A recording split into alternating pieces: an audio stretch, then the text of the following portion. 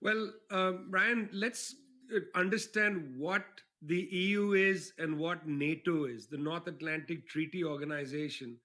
Um, NATO isn't sui generis. It wasn't created out of nothing by itself.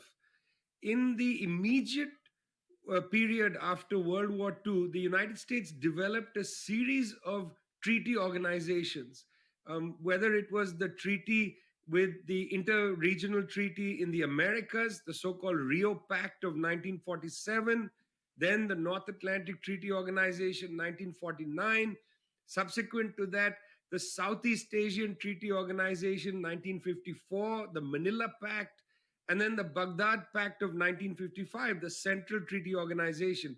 What each of these were attempts by the United States to cement its allies in different parts of the world and extend the force of US power.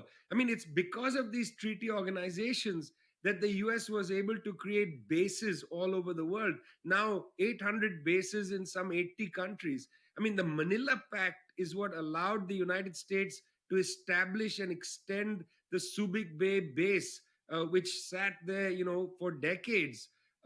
The NATO pact with the North Atlantic countries allowed the United States to produce bases all across Western Europe, including the famous base in Mannheim in Germany and so on.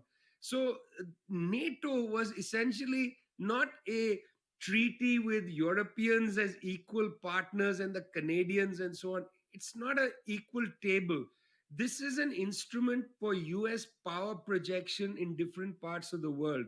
Now, most of these treaty organizations, Brian, just disappeared in time. Some disappeared because, well, the relations of forces changed in these parts of the world. United States wasn't able to maintain its power effectively enough. But NATO outlived all of them.